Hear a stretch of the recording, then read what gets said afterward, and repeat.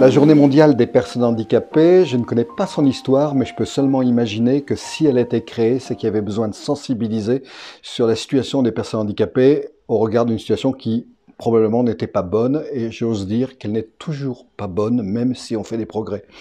Alors saluons d'abord les progrès, parce qu'on fait des progrès dans la société, on en fait aussi dans l'Église.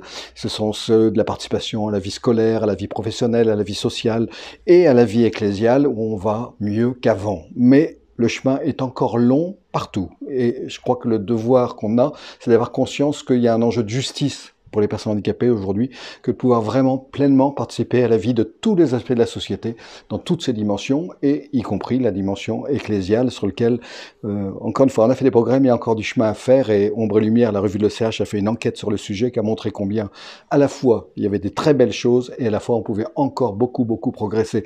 Pas seulement pour que les personnes handicapées soient participantes à la vie cultuelle, etc., mais pour qu'elles puissent participer à tous les aspects de la vie, le conseil pastoral, la déclaration, les chants, etc., tous ces lieux où finalement on est peut-être bienveillant et accueillant, mais elle ne prend pas le risque de venir parce que c'est souvent compliqué. Et c'est vrai que ça peut être compliqué. Voilà, donc cette journée mondiale des personnes handicapées, il faut la saluer, et c'est tant mieux pour sensibiliser. Ceci dit, si on en reste au devoir de justice, je pense qu'on passera à côté de l'essentiel pour notre société et pour l'Église. L'essentiel parce que le talent des personnes handicapées, c'est qu'elles nous aident, elles peuvent nous guider sur un certain nombre d'enjeux majeurs. Je vais en prendre un dans le champ de la société, c'est l'enjeu qu'on appelle écologique. Aujourd'hui, on sait qu'on a à composer avec les limites de la planète, et ça nous est très difficile dans une société sur laquelle on est dans toujours plus, il faut consommer.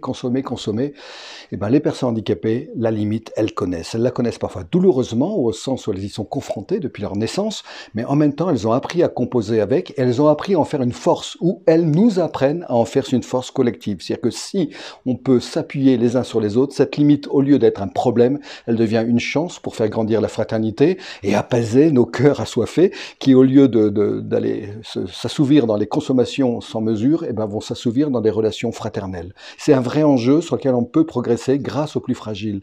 Et dans le champ de l'Église, j'allais dire, la personne handicapée, elle suscite un regard de bienveillance, elle suscite une entraide qui est nécessaire. D'ailleurs, elle n'a pas le choix bien souvent. Si elle veut monter les marches, il faudra que quelqu'un l'aide. Et bien, cette bienveillance, elle fait du bien à tous. Elle lui fait du bien à elle, mais elle fait du bien à celui qui l'aide, parce qu'il nous rappelle que nous sommes faits en réalité pour rien d'autre que l'entraide, la communion, l'amour en fait. L'Église, elle n'est que charité. La charité, elle s'exerce quand on sait mettre le plus fragile au cœur et découvrir avec lui que nous sommes plus heureux à construire ensemble une société qui est belle et une Église qui est évangélique parce qu'elle est fondée sur le plus fragile. L'Office chrétien des personnes handicapées, notre vocation majeure en réalité, c'est de favoriser cette participation des personnes handicapées à toutes les dimensions de la vie, et notamment la vie spirituelle. Parce qu'aujourd'hui, on oublie trop souvent que un des éléments de notre vie, de notre épanouissement, de notre bonheur, c'est la dimension spirituelle. Du fait d'une laïcité qui est mal comprise, on a tendance à laisser ça dans la sphère privée, alors qu'en réalité, la vie spirituelle, elle irrigue tout, y compris nos relations. Et dans la vie de l'Église, c'est un vrai sujet aussi, parce qu'on ne prend pas toujours la mesure suffisamment que le premier besoin des personnes fragiles, quand elles sont éprouvées, parce que c'est une épreuve, le handicap, eh ben, c'est de pouvoir accéder à cette dimension spirituelle où les choses prennent sens.